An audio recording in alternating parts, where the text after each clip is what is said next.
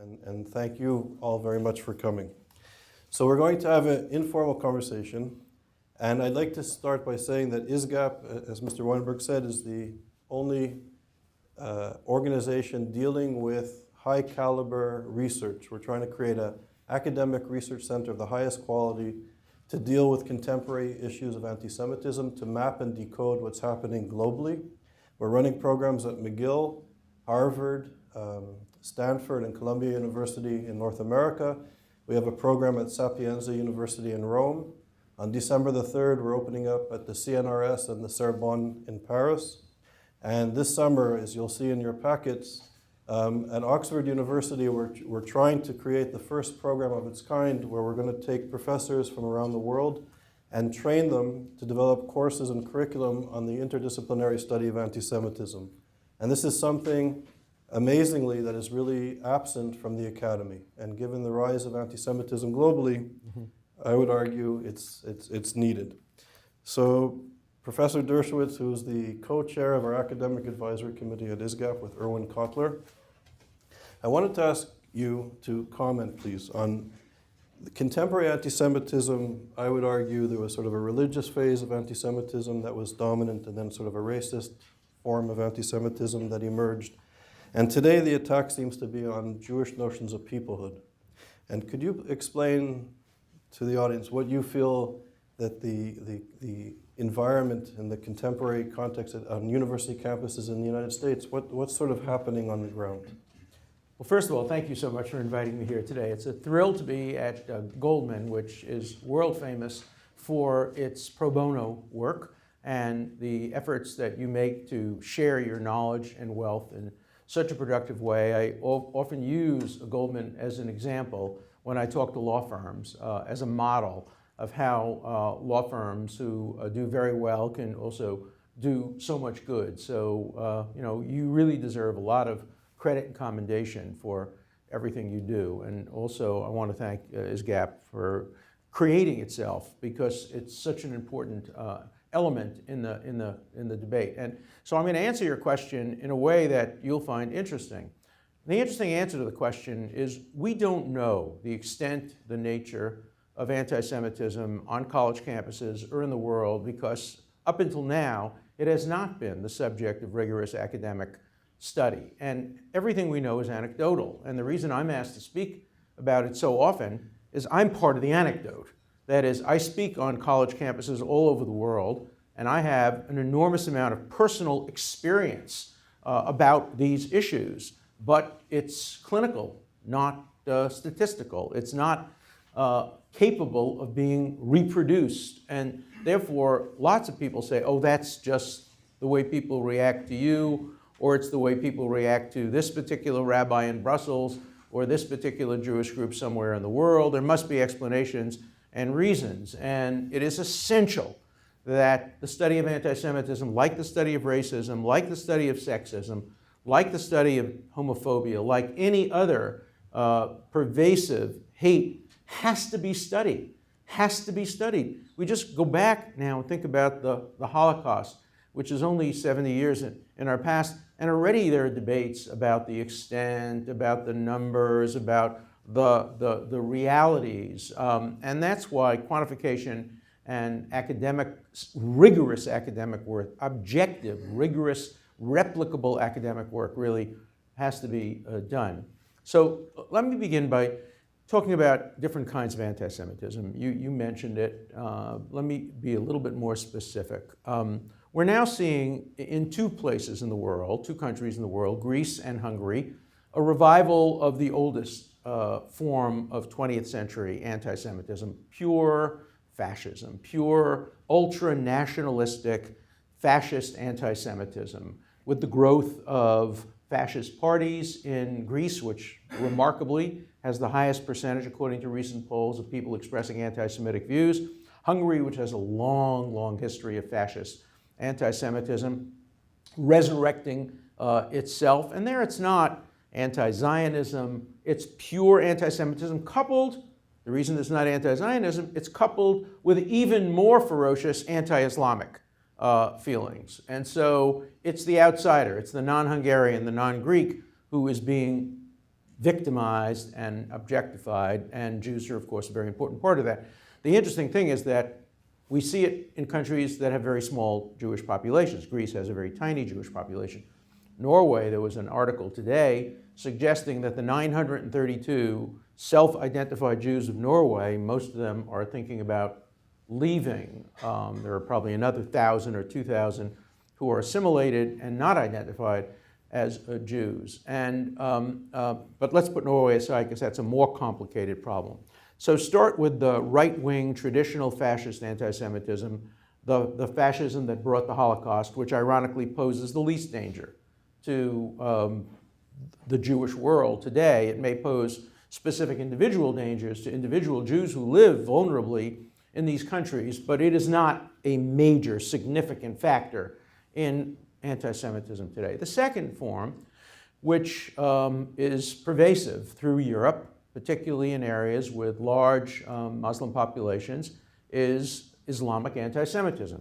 I don't want to generalize. Not all Muslims are anti-Semites. Probably the majority of them are not. But there is a strain of Islam in which anti-Semitism is quite dominant. Most of the physical assaults that Jews have suffered in places like France and Holland and Belgium have been from Islamic radicals, often just individual lone wolf attackers, sometimes more systematic. Of course, one can go back a little bit in history to remember the attacks on synagogues that Yasser Arafat was behind, and other radical Palestinian elements. The Popular Front for the Liberation of Palestine blew up some synagogues. Hezbollah, of course, with Iranian fingerprints on it.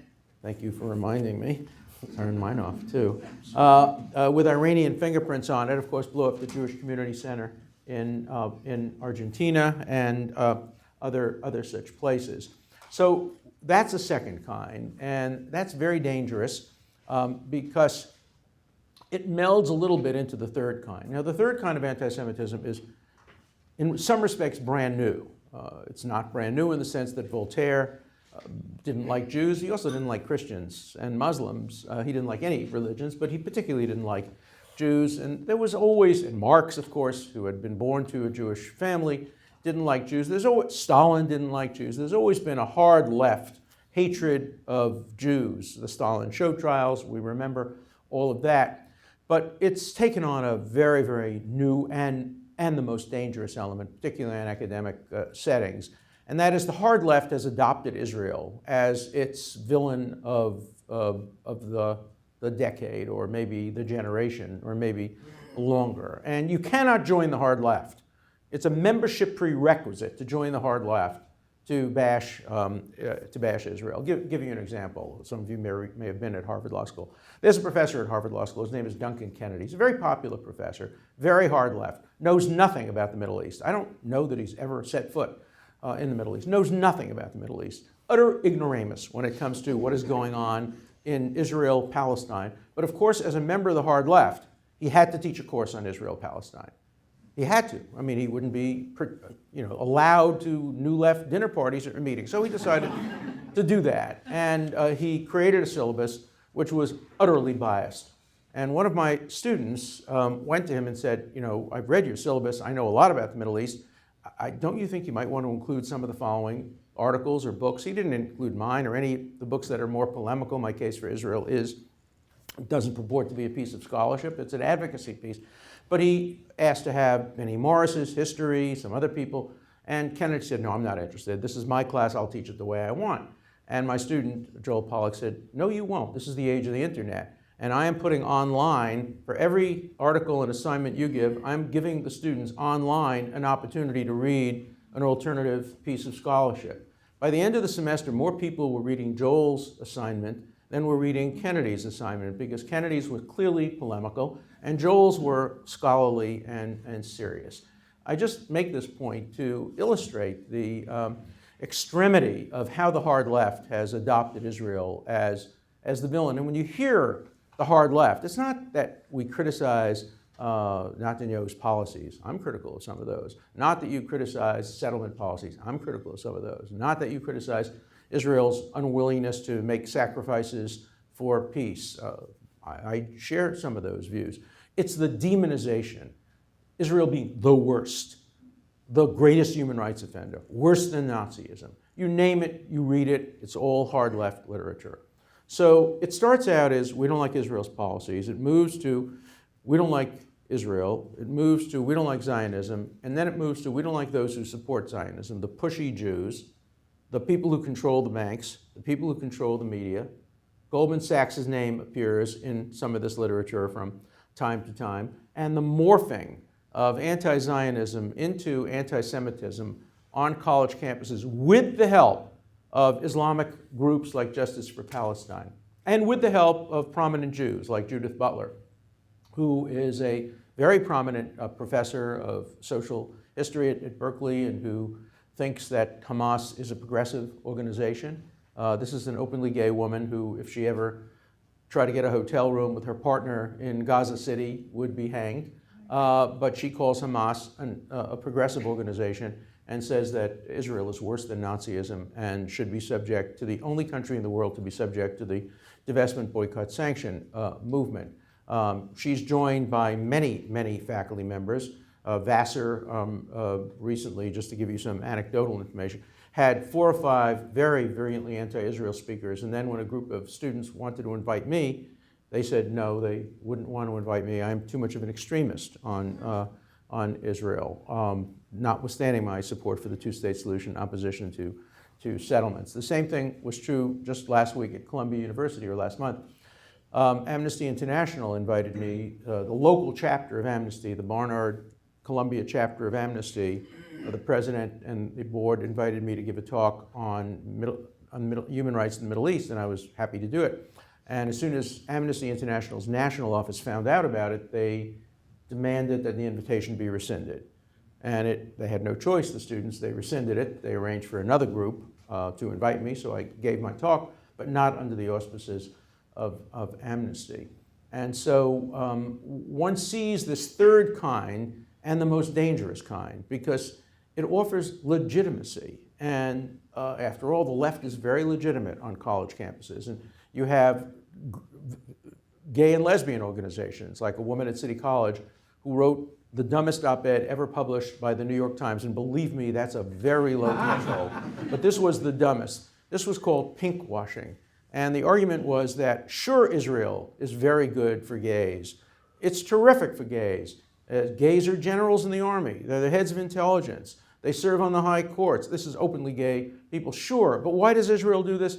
Only to cover up, to pink wash how badly it treats Palestinians. So, and the essence of anti-Semitism historically, and I think research will bear this out, is when anything a Jew does is bad. If Jews are poor, they're too poor. If they're rich, they're too rich.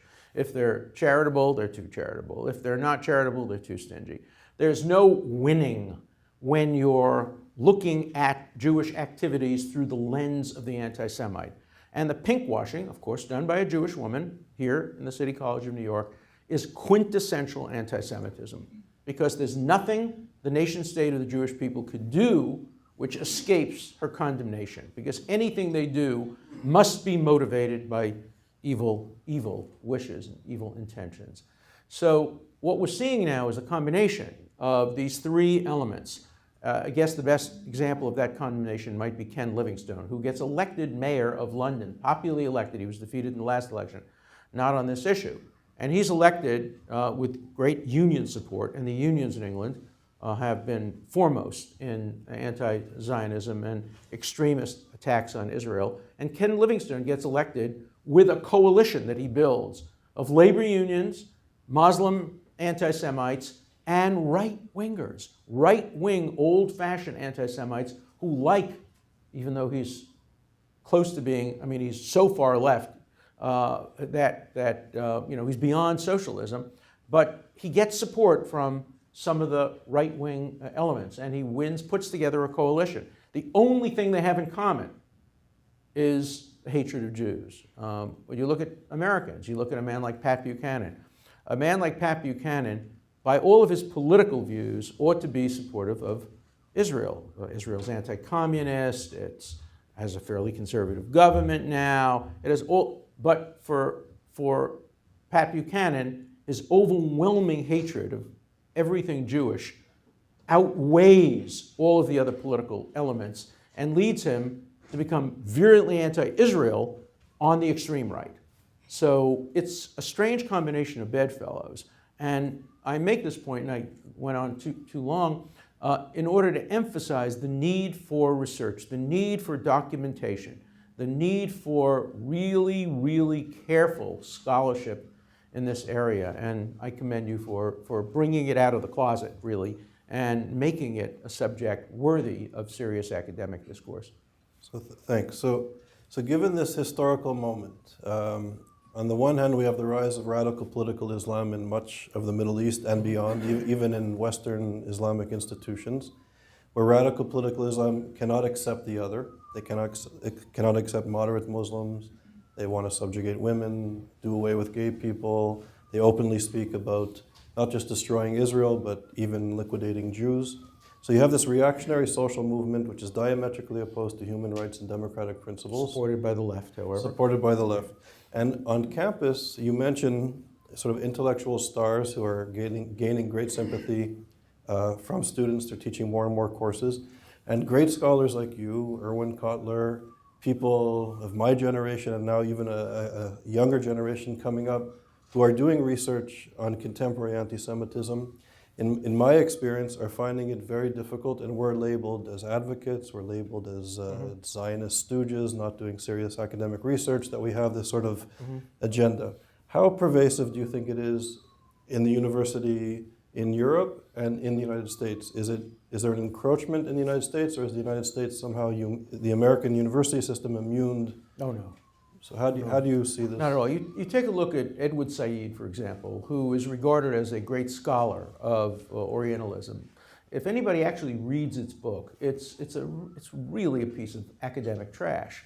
There is no real scholarship behind it. It's all anecdotal. It's based on overgeneralizations. But it's today assigned to first-year students coming into colleges to read the way a Martin Luther King speech or book would be read, because it is the opposite of the hatred of the other, of Islam. It shows inclusiveness. So if somebody were to write a book, an academic book, on the other side of that, not only wouldn't it be assigned to first-year students, it would be regarded as not sufficiently scholarly. And so we have a double standard of what counts as scholarship today in universities. And it's not only true of that, I think it's true of many areas. I think we do have a double standard when it comes to politically correct scholarship and scholarship, which is more controversial. You get people like Neil Ferguson, who are condemned for their scholarship, or his wife, who was denied an honorary degree at Brandeis University because she would make politically incorrect statements. It's quite shocking how academic standards bend to the political winds, and so it's crucially important for there to be very, very serious academics who are engaged in this activity. Let me tell you who I put the blame on, and this is going to be controversial for some of you, but some of you who are recently out of college, I think, will recognize what I'm saying here. I don't put the blame on Noam Chomsky. He believes what he's saying. I don't put the blame on Norman Finkelstein. He's wrong, but he believes what he's saying. I put the blame on pro-Israel professors who don't have the courage of their convictions to speak out on college campuses. I see this all the time. I speak at Ohio State. I get 1,000 people. Why do 1,000 people come? They think I'm going to tell them whether OJ did it. I'm not. But they come to hear me, and then I talk about the Middle East. So they come and they listen. It's a captive audience. Or I go to the University of California, Davis, and I speak about the Middle East. The next day, invariably, I'll get a dozen phone calls from professors saying, thank you, Alan, for speaking up. These are pro-Israel professors who are so happy that I'm prepared to speak, because they're not. When I'm called every year to speak at places like Columbia, I say, why don't you have one of your professors? We can't get a professor at Columbia University to make a reasonable, centrist pro-Israel speech, or speech talking about Jewish values. So I blame it largely on the pro-Israel professors. By the way, that's not true of pro-Israel Christian professors. Many of them are very courageous and speak out. It's the pro-Israel Jewish professors that don't speak out. They're terrified that their student evaluations will go down. that they will not be invited to honor societies, and they have a basis for it. I can tell you just an anecdotal story. So, and if any of you went to Harvard, I can talk, I'm retired now, so although it's bragging, you'll excuse it. I was a very popular professor. I'd get 500 students applying for 15 places. Barack Obama still doesn't forgive me because twice he got kept out of my class, and as did his wife. So I'm not so popular in the White House, but I'm popular among the students. And the other thing that I'm popular for is because my wife and I invited every single student to our house for dinner, and I had lunch in groups of 4 or 5 with every single student that I have. So I reach out, I mentor students, I thrive on my relationship with students. I love keeping up with my students over a 10-year, 15-year period. When I started doing a lot of pro-Israel advocacy, suddenly my student evaluations went down. They were always 5 out of 5. Suddenly they're 3.8 out of 5 or 4.1 out of 5. And the dean called me in. I thought I was getting called in for a little bawling out. And the dean said, I see what's going on. I said, what do you mean you see what's going on? She said, look at your numbers for accessibility outside the classroom. You're famous for being the most accessible professor outside the classroom. And you're getting 0, 0, 0, 0, 0 from about 15% of the students. So it was clear that 15% of the students got together and decided to give me 0 evaluations for everything. Academic, knowledge of the subject of criminal law, 0, 0, 0, 0. Engaging professor in class, 0, 0, 0, 0. So even if you get 5s from 85%, if you get 0s from 5%, your evaluations go down. I couldn't care less. For me, it was a badge of courage. But for a young assistant professor or associate professor or somebody who's at a school, wants to go to another school, student evaluations are very, very important. Another example. I was blackballed from the American Academy of Arts and Sciences, which is, a distinguished, prestigious group. And it's, of course, I'm probably not eligible for it because it's supposed to be somebody who's not only written a lot of books, but somebody who's also a, quote, public intellectual and operates outside of the university and writes books that are popular and accessible. And I just don't fit that category at all. So I was blackballed. Again, for me, it doesn't matter. But for many professors, that really matters. And so, there is a stigma attached to being pro-Israel. There is a stigma attached to presenting a balanced view. And in academia today, there is no room for nuance on the Middle East. You vote, you're either for or against. And nuanced classes, look at Columbia, the Middle East Studies Department, which has refused to hire anybody who does not oppose strongly Israel.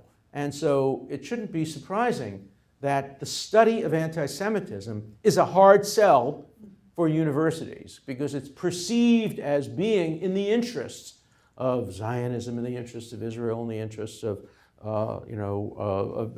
Jews who are the dominant group. Jewish privilege is now a phrase that's used on college campuses along with white male privilege. There's Jewish privilege. And the one thing universities don't want to do is help privilege people who are privileged. So we get this reaction. So given these personal stories, and I think they're pervasive, it reminds me that anti-Semitism is often called the socialism of fools. And this reminds me of that phrase. So here we are at a very esteemed financial institution. In 2014, we're not at a university, we're not at a human rights organization or the ADL, and we're having this conversation.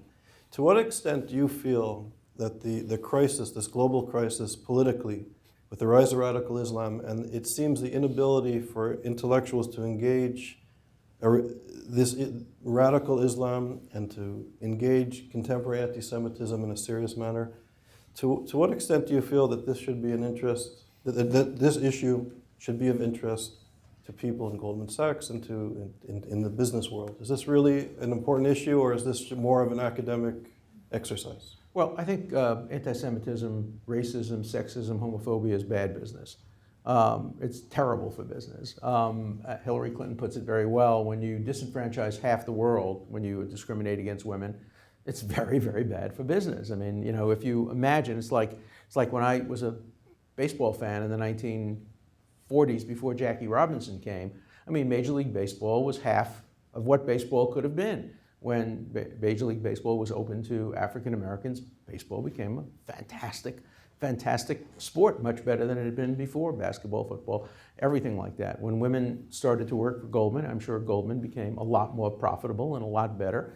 And the idea that you can distinguish between people based on irrelevant factors can't be good for business. And Goldman Sachs is not only about business; it's about business in a just world, in a decent world. And anti-Semitism has to be the concern of everybody. You know, people say anti-Semitism is a sickness, and it's a sickness that has to be diagnosed not among those who are victims of it, but among those who practice it.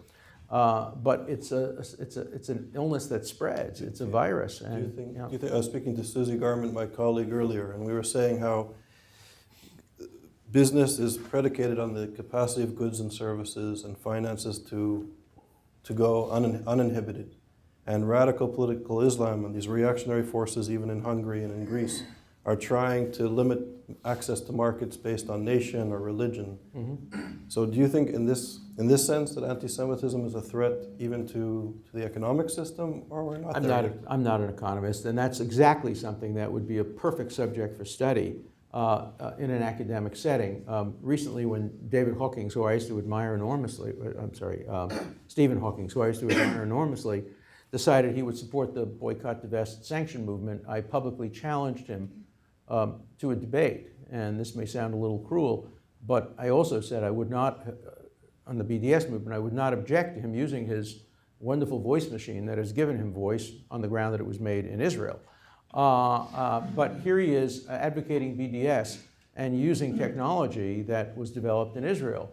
I mean, the one reason BDS can never succeed is that if you were to think about all the innovations made in Israel, made by the Jewish people generally, and the attempt to boycott, I mean, you know that when the Arab boycott was on, it was not only against Israel, it was against Jews. They wouldn't allow Steven Spielberg films to be shown, or films made by other openly Jewish film makers. So, of course, it's a burden on commerce. You know, for every burden on commerce, there are people willing to take advantage of it, of course. We know that. And so opportunists will always say that they can make money where others are prepared to live by principle. But this is a subject, should be a subject of study. A subject of study also would be how academically, what appropriate responses to the boycott, divestment, sanction movement are legislatively, judicially, and economically. I mean, economics are a very important way of fighting bigotry. People ask me all the time what my most important case was, and it's never the ones you think about. The most important case I ever did was Natan Sharansky's case, when Erwin Kotler and I represented him for 8 years. He didn't even know we were his lawyers. We were retained by his mother and his wife, who had no contact with him. And we worked our head off to get him out. Our mission was to get him out in time for his wife to have children. She was then in her early 30s, and we managed to do that. And he had two children and some grandchildren now. I consider myself their godparent, so their legal godparent. But we didn't win that case in the courts of law. We won that case economically.